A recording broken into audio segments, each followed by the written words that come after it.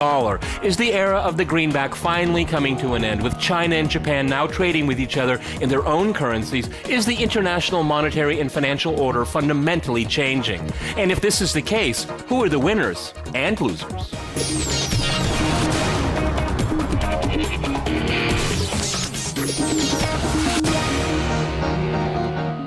To crosstalk the fate of the dollar, I'm joined by Mark Calabria in Washington. He is Director of Financial Regulation Studies at the Cato Institute. Also in Washington, we have Derek Scissors. He's a Senior Research Fellow at the Heritage Foundation. And in Hong Kong, we cross to Martin Hennecke. He is an Associate Director at the Tyke Group. All right, gentlemen, crosstalk rules in effect. That means you can jump in anytime you want. Martin, if I can go to you first in Hong Kong. Again, welcome back to the program. We have now Japan and China trading in their own currencies. Is this the end or the beginning of the end of the dollar's hegemony in the world? Well, first of all, I would like to emphasize, even without what's happening with the yuan and then them promoting the yuan as an international reserve currency more and more and trying to trade directly in the other currencies, even without that, the US dollar and even the euro and sterling, for that matters, they seem to be going in the direction of collapse in some form all by themselves. And in this regard, actually, I would like to show one chart that I think every investor and actually everybody generally should be having a look at, but it has been quite ignored. And that's a ratings projection, a hypothetical ratings projection that rating agency Standard & Poor's made in March 2005. So that's quite a while back. And at that point, they actually projected that all of the major Western countries, not just Greece, I don't know why we always talk about Greece all the time. It doesn't matter if Greece, for God's sake, falls off the side of the earth. I mean, it's just a tiny tip of the iceberg. But actually, it's France, the US, Germany, and the UK that Standard & Poor's already back in 2005 projected as very possibly heading to junk status on default. And now you imagine, since 2005, we have had the 2008 financial crisis and now the Eurozone crisis, and all of that, if anything, as everybody surely would agree, would only have substantially worsened the balance sheet of those major governments. And now if you carefully look at that chart, you actually see that the US already got the first downgrade now from Standard & Poor's 5 years ahead of the original projection, and soon thereafter it was supposed to head to junk status. And then we have a lot of warnings. The former comptroller of the United States government, basically the guy who audits the books of the US government, saying we are about 2 years away from where Greece was when it had its debt crisis. All right, Martin, those are some really big statements here. Those are really big statements. And we go to Derek here. I mean, it was widely reported about how China and Japan will start trading. And we have to remember, Japan's a very important ally of the United States. What does this mean for the future of the dollar? I mean, is it slowly eroding? People, we've talked about for years about the end of the Bretton Woods agreement. I mean, where is the dollar going? Is it just slowly slipping away? I think that's a better characterization, since we're supposed to be debating than Martin's. Slowly. The yuan-yen trading doesn't really matter that much to me, because the yen is dead as a global currency. It's just, since it's been undervalued, we haven't seen that. The yuan, of course, has potential as a global currency, but lack of nerve in Beijing is holding that back. And the U.S. is doing its best to undermine the dollar, but at the same time, everybody else's currencies are so weak or stunted that we see, and as again in the euro crisis, money flowing into dollar holdings. So American policy, I think Martin and I certainly agree on that, is damaging to the dollar. But I think the decline is very slow because everything is relative. It's not just your currency, it's how your currency looks against other currencies. And in that sense, the dollar's doing okay. Okay, what do you think about that, Mark? None of the currencies are very attractive these days, particularly the euro. I mean, that's an important point, and I want to separate 2 points. I mean, one, of course, is the strength of a currency relative to another in terms of value. And certainly the dollar continues to look good solely because everybody else looks so bad. And then there's another aspect, which is simply the use of a currency, which I think is, it could be a strong currency, it could be a weak currency, but some of that is determined by the use. I would emphasize very much the agreement on this is going to be a long process. I mean, I think we're talking, 15 to 20 years, and maybe to put some sort of comparison, if you think about it, the dollar is about 60% of central banks' global reserves today. I envision in about 15 to 20 years that falling till about a little bit more than around 40%. So it would still be probably the most important currency in the world, but you would see potentially, the renminbi and the euro. I mean, my expectation is they're going to have lots of problems, but my expectation is in 15 years we're still going to have a euro. That the dollar is sharing the world stage in a bigger way than it is today, but that it is still predominantly the biggest currency.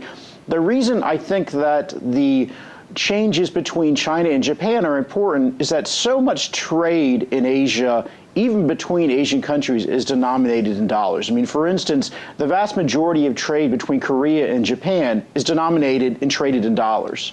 And if you see a move away from that, you're certainly going to see a reduced demand for the dollar. And so I think that's going to push interest rates up in the U.S. over the course. I do think the question of, to go back to my point about if we see the dollar slip to about 40% of global reserves, it's up to United States domestic fiscal policies is whether we are 40% or 30% or 20% of global reserves. And again, global central bank reserves are simply a proxy. Other uses, I mean, for instance, 60-some% of U.S. currency is held outside the U.S., and whether that's going to continue to be the case, whether, for instance, the dollar remains the drug dealer's, currency of choice, depends on whether we maintain the value of it. All right, before we get into nuances like that, gentlemen, let's look at the state of the dollar today.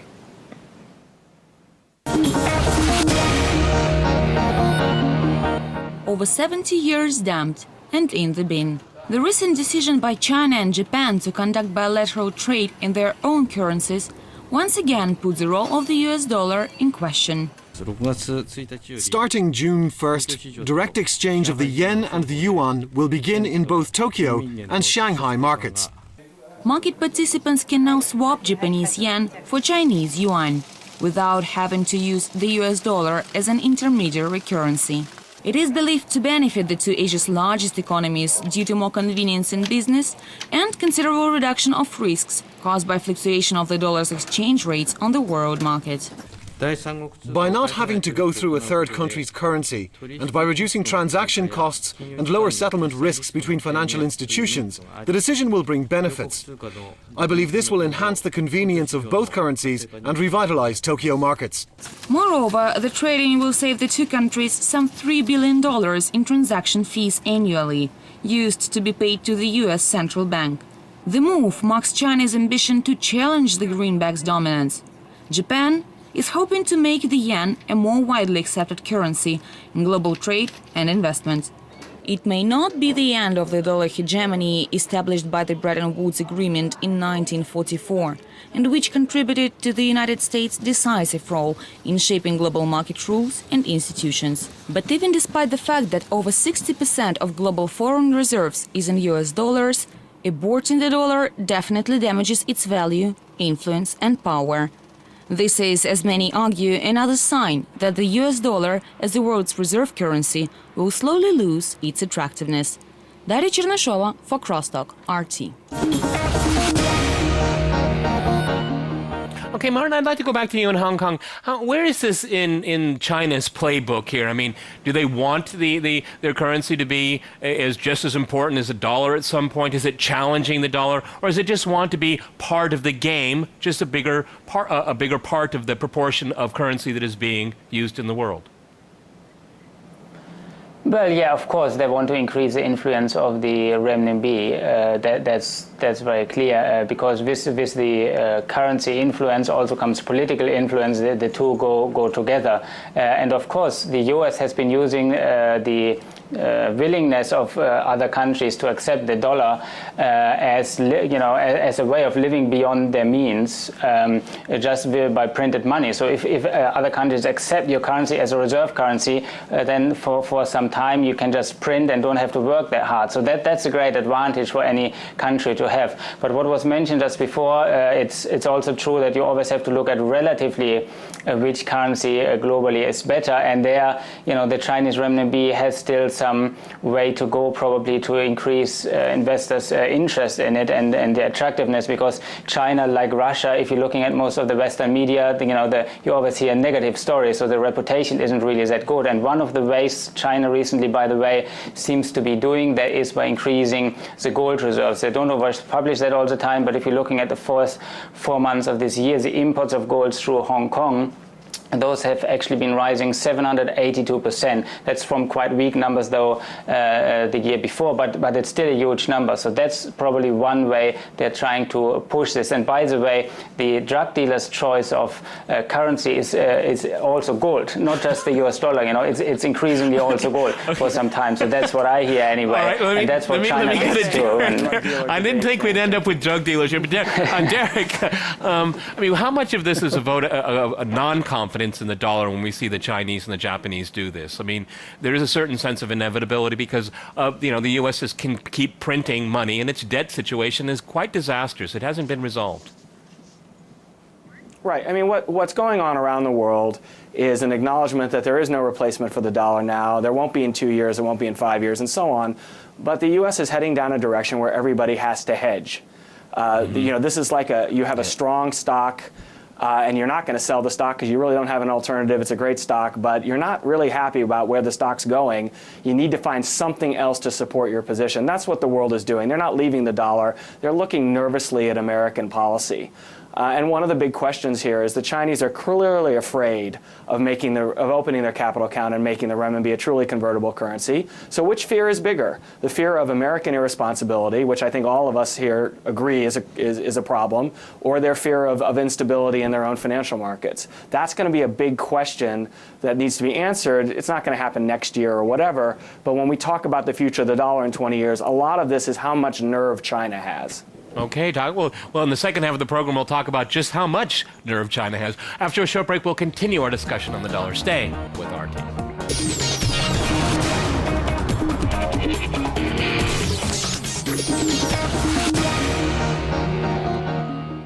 Okay, Mark, I'd like to ask you, as the dollar declines relatively, and I think everybody agrees on the word relative here, how do financial institutions around the world change? How does the IMF change? How does the World Bank change? Well, you're certainly going to see differences in what these institutions decide to hold. I think you're also going to see changes in terms of trying to hedge as we move to a world in which financial institutions have to worry about more than one currency. And clearly you have to do that today.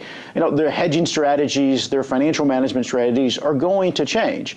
And to some extent, the decline in the dollar is also going to help the financial markets. One of the things that drives a global currency is the strength of your financial markets. And so to the extent that Hong Kong and the extent that Shanghai become even more important financial centers, I think that that's going to hurt the dollar.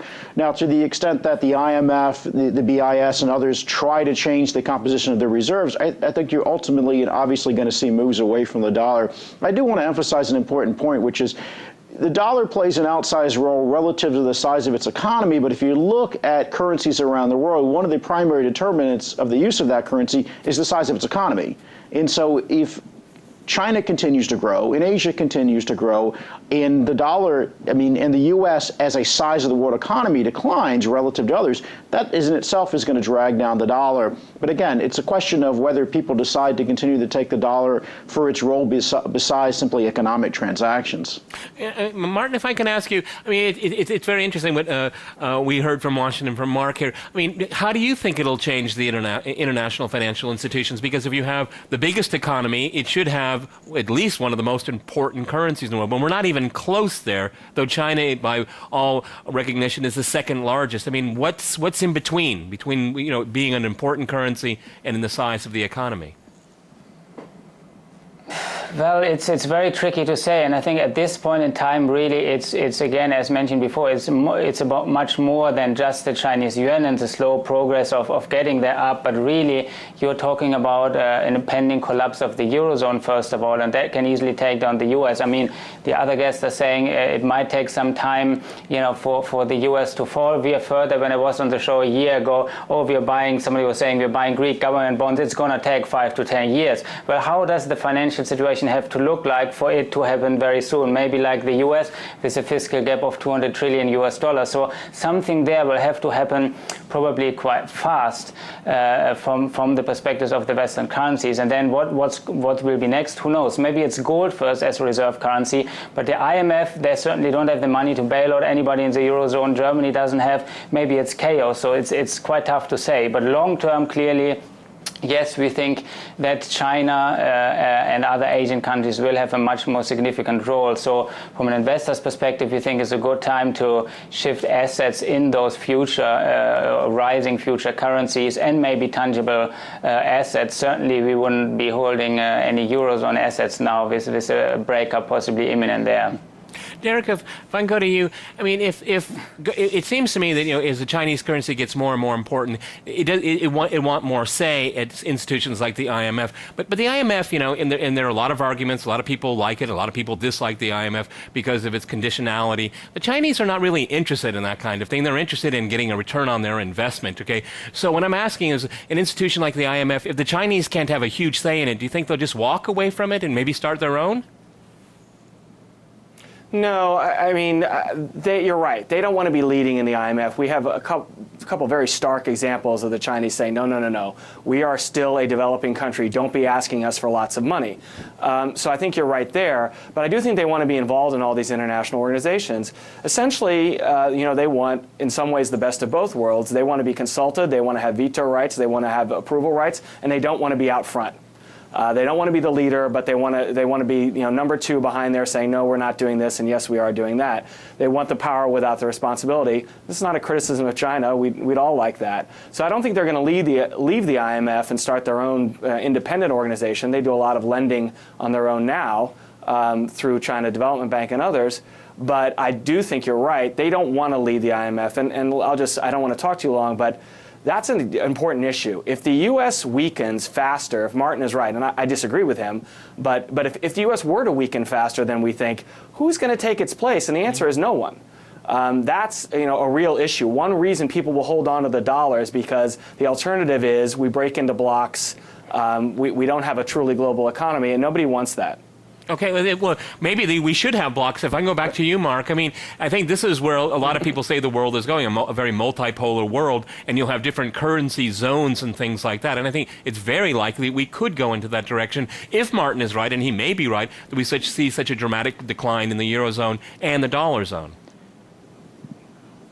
I think that's absolutely a very real, distinct possibility. And I should echo something that Martin said, because I think it's incredibly important, which is, the options are commodities. I mean, and this is one of the reasons you're seeing increased demand for gold and silver and other precious metals. And those are going to be some of the growing alternatives. But I do think, particularly since we started talking about the China-Japanese relationship, that doesn't look like it's the case now. But if this potentially turned into something like an Asian monetary union, I think that really changes the dynamic in the world, because there's so much trade there. Now, of course, China is struggling, as was mentioned, with the sort of wanting the best of both worlds, as do we. It's very hard, practically impossible, basically, to be a world reserve currency and to also have an export-driven growth strategy, because being a reserve currency increases the demand for your currency and pushes up the value, which of course makes your exports uncompetitive. So I think China has really got to make that decision of, do we continue to moderate migration from the rural parts of the economy into the urban areas, and we continue to create industrial jobs by a relatively weak currency, although the fact is I think there's currencies starting to trade at a closer to a fair value. But that said, you cannot have the best of both worlds. And of course, China is going to turn back to its domestic concerns ultimately if it comes to be a choice of, do we manage domestic unrest, or do we manage what is a bigger issue in terms of being a reserve currency? I'll say as an aside, one of the things that has broken or made currencies has always... Go ahead, Derek, jump in. Go ahead. Yes. Just on Asia, it's not just China.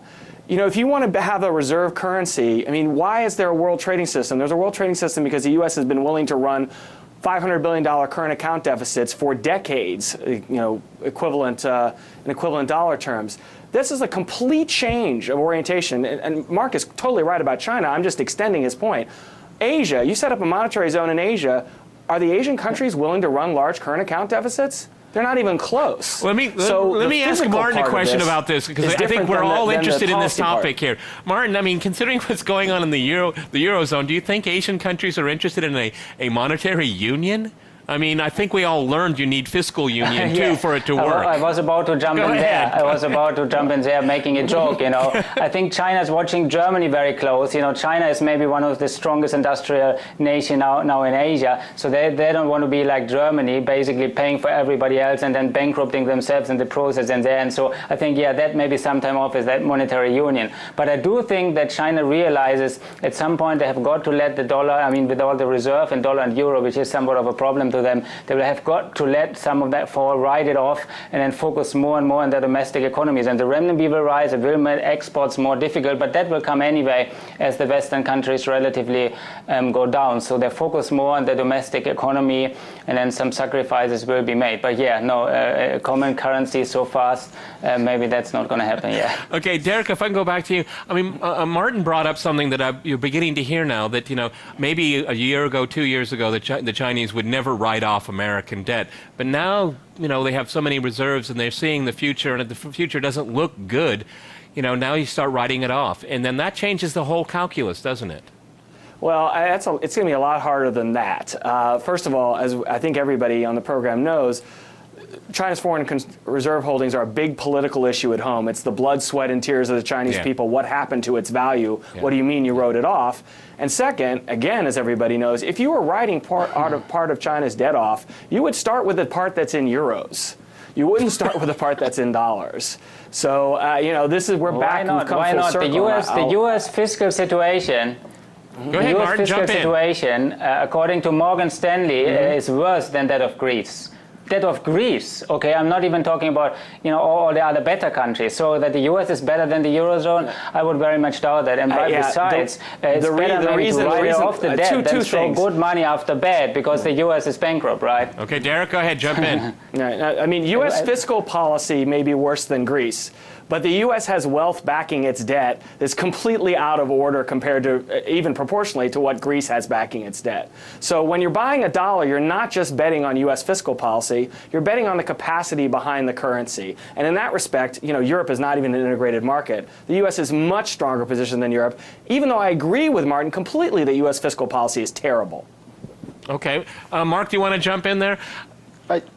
Yeah, I was going to say, I also think it's worth noting that a very large share of Chinese and Asian holding of U.S. assets are in agency securities, Fannie and Freddie's. And certainly while they've got some problems at those agencies, there's ultimately mortgages and houses backing those debt in a way that there's some real collateral behind it. That's not to mean that China's going to come here and start foreclosing on American homes, but it does mean that there's a payment stream there, whereas Greek debt, it's a promise. There is nothing beyond it. But I would certainly share Martin's point about the U.S. fiscal.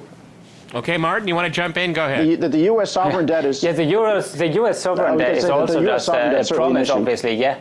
Go ahead. Repeat that. Yeah, the U.S. sovereign debt is also just a promise, nothing else but a promise. So that's why, though, you're kind of right. The Chinese are looking to invest in some other things with some form of backing, whether it's houses or real industry. So in Europe, actually, they're buying up like leading German companies now all over the place, looking at physical industry. I think they've got quite enough of sovereign bonds, both in the U.S. and Europe. And again, they'll have to write it off rather than throwing good money after bad soon. Derek, I'm going to give you the last word, 20 seconds. All right, go ahead. Right. Derek, I'll give you the last word. Go ahead. The story here is it's going to take a long time. Chinese investment in physical assets actually was flat last year. It was going up for years. It was flat last year. They couldn't find things to buy. You got to have an alternative to the dollar for the dollar to decline, even when U.S. fiscal policy is bad. All right, gentlemen, I'm going to jump in. We've run out of time, and we'll see what that alternative is, maybe in a few years. Many thanks to my guests today in Hong Kong and in Washington, and thanks to our viewers for watching us here at RT. See you next time, and remember, CrossTalk rules.